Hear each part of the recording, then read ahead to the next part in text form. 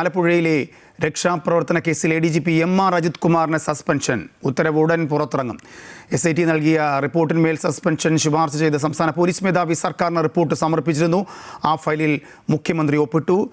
DGP-ആയി സ്ഥാനക്കയറ്റം ലഭിക്കാൻ ദിവസങ്ങൾ മാത്രം ബാക്കി നിൽക്കുകയാണ് UDF സർക്കാരിൻ്റെ നിർണായക നടപടി ഉണ്ടായിരിക്കുന്നത്. കൂടുതൽ വിശദാംശങ്ങളുമായി അൺഫ്ലിറ്റ് ചേരുന്നുണ്ട്. അൺഫ്ലിറ്റ്, ഏറെ വിവാദങ്ങൾക്കും വിമർശനങ്ങൾക്കും ഒടുവിൽ UDF സർക്കാർ അതിന് തയ്യാറായിരിക്കുന്നു. MR അജിത് കുമാറിനെതിരെ നടപടിയെടുത്തിരിക്കുന്നു. വിശദാംശങ്ങൾ.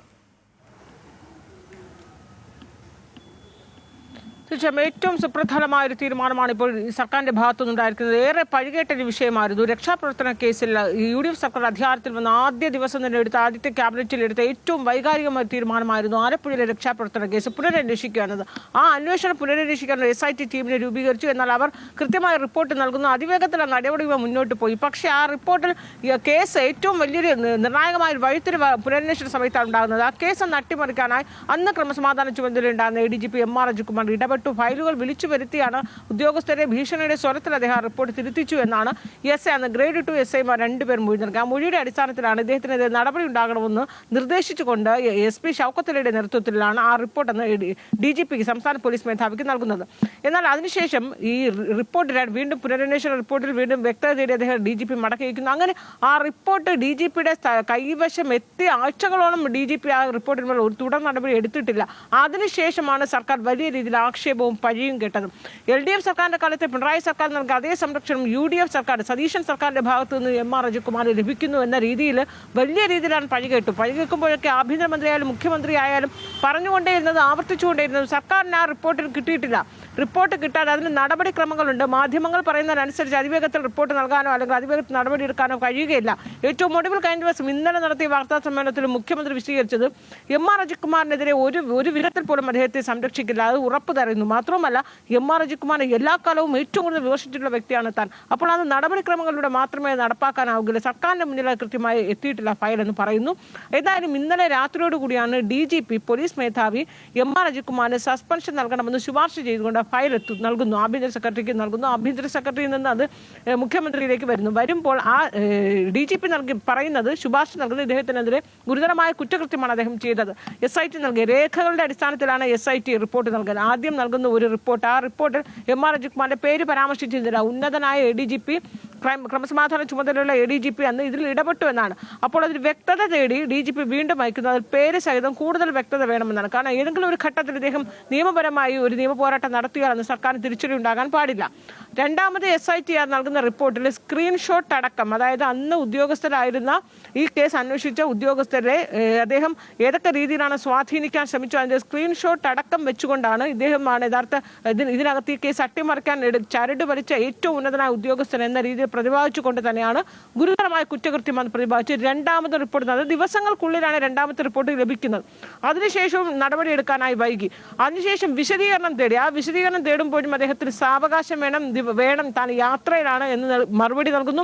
പക്ഷെ അത് അംഗീകരിക്കാൻ DGP തയ്യാറായില്ല. ആ വിശദീകരണം നൽകിയപ്പോഴും DGP MR അജിത് കുമാർ താൻ ഈ സംഭവം നടക്കുമ്പോൾ ഇതുമായി തനിക്ക് യാതൊരു ബന്ധവുമില്ല, ഏതെങ്കിലും രീതിയിൽ താൻ ഈ കേസിനെ സ്വാധീനിച്ചിട്ടില്ല. മാത്രമല്ല ഈ സംഭവം നടക്കുമ്പോഴൊക്കെ താൻ ചൂരന്മല ദുരന്തവുമായി ബന്ധപ്പെട്ട് അവിടെ വയനാട്ടിലായിരുന്നു, അങ്ങനെ താൻ എങ്ങനെയാണ് ഇതിനെ സ്വാധീനിക്കുക? അപ്പോൾ തനിക്കിതുമായി യാതൊരു ബന്ധവുമില്ല. ഉയർന്നു വരുന്ന ആരോപണങ്ങൾ പൂർണ്ണമായും തള്ളി അദ്ദേഹം റിപ്പോർട്ട് നൽകുന്നു. പക്ഷേ അത് മുഴുവനും തള്ളിക്കൊണ്ടാണ് SIT കണ്ടെത്തിയ കണ്ടെത്തലുകളാണ് ശരിവെച്ചുകൊണ്ടും MR അജിത് കുമാറിനെതിരെ സസ്പെൻഷൻ നടപടിക്ക് ശുപാർശ ചെയ്തുകൊണ്ടുമാണ് സംസ്ഥാന പോലീസ് മേധാവി ആഭ്യന്തര സെക്രട്ടറിക്ക് കൈമാറി. ഏറ്റവും നിർണായക നടപടി സംസ്ഥാന പോലീസ് മേധാവിയുടെ ഭാഗത്തുനിന്നുണ്ടാകുന്നു. കാരണം തെളിവുകളെല്ലാം MR അജിത് കുമാറിനെതിരായിരുന്നു. അപ്പോൾ അത് ആഭ്യന്തര വകുപ്പിൽ നിന്ന് നേരെ മുഖ്യമന്ത്രിയുടെ കയ്യിലെത്തുന്നു. അപ്പോൾ ഈ സർക്കാരിന് അതിലെത്തിയപ്പോൾ ഈ കൃത്യമായ തെളിവുകളുണ്ട്, കൃത്യമായ രേഖകളുണ്ട്. അപ്പോൾ DGP എന്താണ് ശുപാർശ ചെയ്തത് അതുപോലെ ആ ഫയൽ മുഖ്യമന്ത്രി ഒപ്പിടുന്നു. അത് അതുപോലെ സർക്കാർ അംഗീകരിക്കുകയായിരുന്നു. ഉത്തരവ് അല്പസമയത്തിനുള്ളിൽ പുറത്തിറങ്ങുമെന്ന് തന്നെയാണ് നമ്മൾ പ്രതീക്ഷിക്കുന്നത്. ADGP MR അജിത് കുമാർ, നമുക്കറിയാം അധികാര കേന്ദ്രങ്ങളിൽ അത്രയേറെ സ്വാധീനമുള്ള അധികാരത്തിൽ LDF സർക്കാരിന്റെ കാലത്ത് 10 വർഷമൊക്കെയും പിണറായി സർക്കാരിന്റെ കാലത്ത് ഭരിച്ചിരുന്ന കാലത്തൊക്കെ അധികാരത്തിന്റെ ഇടനാഴികൾ ഏറ്റവും സ്വാധീനമുണ്ടായിരുന്ന ഒരു ഉന്നത ഉദ്യോഗസ്ഥനായിരുന്നു ADGP MR അജിത് കുമാർ. അദ്ദേഹം ക്രൈം ആൻഡ് ലോ ആൻഡ് ഓർഡറിന്റെ ക്രമസമാധാനത്തിന്റെ ചുമതല ഏറെക്കാലം നിർവഹിച്ചിരുന്ന ഒരു വ്യക്തിയാണ്. ആ സമയത്തൊക്കെ അദ്ദേഹത്തിന് അദ്ദേഹം കേട്ട ആരോപണങ്ങൾ, അദ്ദേഹത്തിന്മേൽ ചാർത്തപ്പെട്ട ആരോപണങ്ങൾ ചെറിയ ആരോപണങ്ങളൊന്നുമല്ല. നമുക്കറിയാം, അദ്ദേഹം പൂരം കലക്കലുമായി ബന്ധപ്പെട്ട MR അജിത്കുമാറിന്റെ മേലുണ്ടായിരുന്നു ആരോപണം.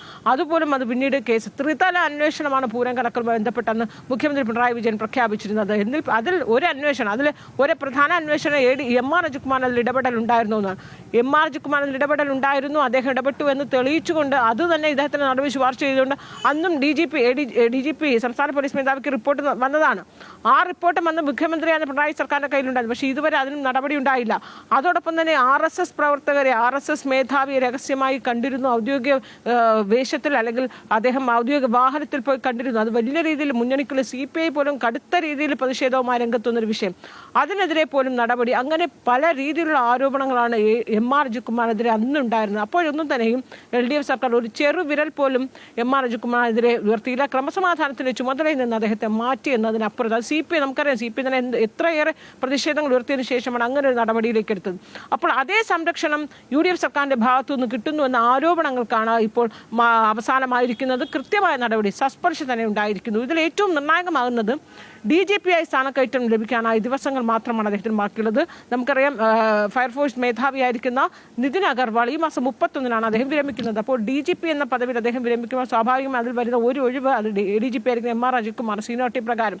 അപ്പോൾ അതിന്റെ സ്ക്രീനിംഗ് കമ്മിറ്റി യോഗമൊക്കെ നടക്കുകയാണ്, അതിന്റെ പ്രോസസ്സ് നടന്നുകൊണ്ടിരിക്കുന്ന വേളയാണ്. അതിനു മുമ്പ് സർക്കാരിൻ്റെ മേൽ ഈ റിപ്പോർട്ട് കിട്ടാതെ അദ്ദേഹത്തെ സംരക്ഷിക്കാൻ ഉന്നതമായ ഇടങ്ങളിൽ സംരക്ഷണ വലയം ഒരുക്കുന്നു എന്ന രീതിയിലാണ് മാധ്യമങ്ങളടക്കം തന്നെ രംഗത്ത് വരിക. ഒരു ആക്ഷേപമൊക്കെ സർക്കാർ നേരിടേണ്ടി വന്നത്. അതൊക്കെ തന്നെ കഴിഞ്ഞ ദിവസം അത് ആഭ്യന്തരമന്ത്രിയായാലും മുഖ്യമന്ത്രിയായാലും അത്തരത്തിൽ ഒരു സംരക്ഷണം ഇല്ല എന്ന് ഉറപ്പ് നൽകുന്നു. മാത്രവുമല്ല, യൂത്ത് കോൺഗ്രസ്സുകാരെ മർദ്ദിച്ചു എന്ന് പറയുമ്പോൾ അന്ന് ക്രൂരമായ മർദ്ദനമേറ്റ AD തോമസ് ഇന്നിപ്പോൾ MLA ആണ്. അജയ് ജുവൽ കുര്യാക്കോസ്, ഇവർ രണ്ടുപേരും മുഖ്യമന്ത്രിയെ നേരിട്ട് കണ്ടില്ല. പക്ഷെ അവർ മാധ്യമങ്ങളിലൂടെയൊക്കെ പരസ്യമായാണ് MR അജിത്കുമാർ കാക്കിയിട്ട ക്രിമിനൽ എന്നാണ് AD Thomas MLA AD Thomas പറഞ്ഞത്. അത്രയേറെ ക്രിമിനൽ സ്വഭാവമുള്ള ഒരു ഉന്നത ഉദ്യോഗസ്ഥർ. അദ്ദേഹത്തെ എന്തുകൊണ്ട് സർക്കാർ സംരക്ഷിക്കുന്നു? അത് വൈകാരികമായാണ്. ഇവർ രണ്ടുപേരും, ഭരണപക്ഷത്തുള്ള ഇവർ രണ്ട് പ്രമുഖരും, അതായത് യുവ നേതാക്കളാണ്. അതിൽ AD തോമസ് MLA ആണ്. അപ്പോൾ MLA അടക്കം ഇതിനെതിരെ സർക്കാർ, അപ്പോഴും അവർ സർക്കാരിനെ തള്ളിപ്പറയുന്നില്ല, ഒരു നടപടി ഉണ്ടാകും. പക്ഷെ എന്തുകൊണ്ട് നടപടി വൈകുന്നു എന്ന് വലിയ രീതിയിൽ പ്രതിഷേധം അവരുടെ ഭാഗത്തു നിന്നൊക്കെ ഉണ്ടായി. അങ്ങനെ അത്രയേറെ വിമർശനവും പ്രതിഷേധവും ഒക്കെ ഉയർന്ന ഒരു വിഷയത്തിലാണ് ഇപ്പോൾ ഏറ്റവും നിർണായകമായ ഇടപെടൽ സർക്കാരിന്റെ ഭാഗത്തുനിന്നുണ്ടാകുന്നു. സംസ്ഥാന പോലീസ് മേധാവി ശുപാർശ ചെയ്ത അതേ രീതിയിൽ തന്നെ അത് അംഗീകരിച്ചുകൊണ്ട് സർക്കാർ ഇപ്പോൾ സസ്പെൻഷൻ തീരുമാനമായിരിക്കുന്നു. ഉത്തരവ് ഉടൻ തന്നെ പുറത്തിറങ്ങും. രാജേഷ് സൂചിപ്പിച്ചതുപോലെ തന്നെ വളരെ വ്യക്തമാണ്. മാധ്യമങ്ങൾ എല്ലാ ക്യാബിനറ്റിലും ഈ ചോദ്യം ഉന്നയിക്കാറുണ്ടായിരുന്നു. എന്ത് നടപടിയെടുത്തു? ആഭ്യന്തരമന്ത്രിക്കെതിരെയും ആരോപണങ്ങൾ ഉന്നയിച്ചു, മുഖ്യമന്ത്രിക്കെതിരെയൊക്കെ ആരോപണങ്ങൾ ഉന്നയിച്ചു, യൂത്ത് കോൺഗ്രസ് ആരോപണം ഉന്നയിച്ചു. കാരണം എന്തുകൊണ്ട് സംരക്ഷിക്കുന്നുവെന്ന്, എന്തുകൊണ്ട് ഇത്രയും കാലതാമസം നേരിട്ടു എന്ന ചോദ്യം. എന്തുകൊണ്ട് ഇത്രയും കാലതാമസം നേരിട്ടു എന്നതിനർത്ഥം രക്ഷിക്കാനല്ല, ശിക്ഷിക്കാനായിരുന്നു. കൃത്യമായ തെളിവുകൾ ശേഖരിച്ചില്ല എങ്കിൽ കോടതിയിൽ തള്ളിപ്പോവും. അതുതന്നെയല്ലേ സർക്കാരിൻ്റെ ഉദ്ദേശവും? തീർച്ചയായും. കാരണം ഇതിനകത്ത് ഇതൊരു കൃത്യമായൊരു നടപടിക്രമമാണ്. ആ നടപടിക്രമം കൃത്യമായി പാലിച്ചുകൊണ്ടേ നടപ്പാക്കാൻ കഴിയുകയുള്ളൂ. അത് തന്നെയാണ് സംസ്ഥാന പോലീസ് മേധാവിയുടെ ഭാഗത്തുണ്ടായത്. അപ്പോൾ നമുക്കറിയാം, ഇത് SIT രൂപീകരിക്കുക എന്ന് പറയുന്നത് അതിവേഗത്തിലെടുത്തൊരു തീരുമാനമായിരുന്നു ആദ്യ ക്യാബിനറ്റിലെടുത്ത്. അന്ന് ആ cabinet briefing first VD Satheesan മുഖ്യമന്ത്രിയാകുന്ന ആദ്യ മന്ത്രിസഭാ യോഗത്തിൽ ഈ തീരുമാനം പ്രഖ്യാപിക്കുമ്പോൾ അദ്ദേഹം പറഞ്ഞു, ഞങ്ങളുടെ കുട്ടികളാണ്, ഞങ്ങളുടെ കുട്ടികളുടെ കണ്ണുനീരാണ് എന്ന് അദ്ദേഹം പറയുന്നു. അത്രയേറെ വൈകാരികമായി UDF എടുത്തൊരു തീരുമാനം, അങ്ങനെ UDF കൈകൊണ്ട ഒരു തീരുമാനമാണ് ഈ പുനരന്വേഷണം എന്നത്. അതിവേഗത്തിൽ തന്നെ SIT രൂപീകരിക്കുന്നു. ആ SITയുടെ തലവനായി, അല്ലെങ്കിൽ ആ മേൽനോട്ടം നൽകിയത് തന്നെ SP ഷൗക്കത്ത് അലിയാണ്. അപ്പോൾ SP ഷൗക്കത്ത് അലിക്ക് കൃത്യമായി അതിൻ്റെ മേൽനോട്ടം ചുമതല നൽകുന്നു. അദ്ദേഹം വളരെ വേഗത്തിൽ തന്നെ അന്വേഷണം നടത്തുന്നു, കൃത്യമായി തന്നെ എവിഡൻസ് കണ്ടെത്തുന്നു. അതിനുശേഷം ആ യൂത്ത് കോൺഗ്രസ് 3 ഗൺമാൻ, മുഖ്യമന്ത്രിയുടെ ഗൺമാനും സുരക്ഷാ ഉദ്യോഗസ്ഥരുമെതിരെ അവർക്കെതിരെ നടപടി, ആ ഉദ്യോഗസ്ഥരെ സസ്പെൻഡ് ചെയ്തു. പക്ഷെ അപ്പോഴാണ് വളരെ ഞെട്ടിക്കുന്ന ഒരു വഴിത്തിരിവ് ആ കേസിലുണ്ടാകുന്നത്. ഈ കേസ് അട്ടിമറിക്കാനായി അന്ന് DGP ആയിരുന്ന MR അജിത്കുമാർ ഇടപെട്ടു വന്നത്. അപ്പോൾ എല്ലാ കണ്ണുകളും, അല്ലെങ്കിൽ എല്ലാ ആരോപണങ്ങളും നേരെ MR അജിത്കുമാറിലേക്ക് പോകണം. ഇനിയെങ്കിലും UDF സർക്കാർ മാറി വരുന്നൊരു ഘട്ടത്തിൽ ഇതിനൊക്കെ സൂത്രധാരൻ, അല്ലെങ്കിൽ ഈ കേസ് അട്ടിമറിക്കാൻ ഏറ്റവും ഗുരുതരമായ കുറ്റകൃത്യം ചെയ്ത MR അജിത്കുമാറിന്റെ ഒരു നടപടി ഉണ്ടാകുമെന്ന് പ്രതീക്ഷിച്ചു. അപ്പോൾ അത്രയും ദിവസം ഇപ്പോൾ സർക്കാർ അധികാരമേറ്റ, അല്ലെങ്കിൽ ഈ കേസ് വന്ന് ദിവസങ്ങൾ, ആഴ്ചകൾ എത്ര പിന്നിട്ടിട്ട് പോലും അജിത്കുമാറിനെതിരെ ഒരു കൃത്യമായ നടപടി എടുത്തില്ല എന്നാണ് ആക്ഷേപം. പക്ഷെ അപ്പോഴും ആഭ്യന്തരമന്ത്രിയായാലും മുഖ്യമന്ത്രിയായാലും പറഞ്ഞുകൊണ്ടിരുന്നത്, ഇത് മാധ്യമങ്ങൾ പറയുന്നതിനനുസരിച്ച് അതിവേഗത്തിൽ നടപടിയെടുക്കാൻ കഴിയുകയില്ല, ഇതിന് കൃത്യമായ നടപടിക്രമങ്ങളുണ്ട്. ആ നടപടിക്രമങ്ങൾ ഒരു ഘട്ടത്തിൽ പോലും സർക്കാരിന് തിരിച്ചടി ഉണ്ടാകാൻ പാടില്ല. കാരണം ഏറ്റവും ഉന്നതനായ ഉദ്യോഗസ്ഥൻ ഉദ്യോഗസ്ഥനാണ്. അതിനപ്പുറത്തേക്ക് അദ്ദേഹം നേരിട്ട് ഇടപെട്ടു എന്നതിന് ഒരു കൃത്യമായ എവിഡൻസ് വേണം.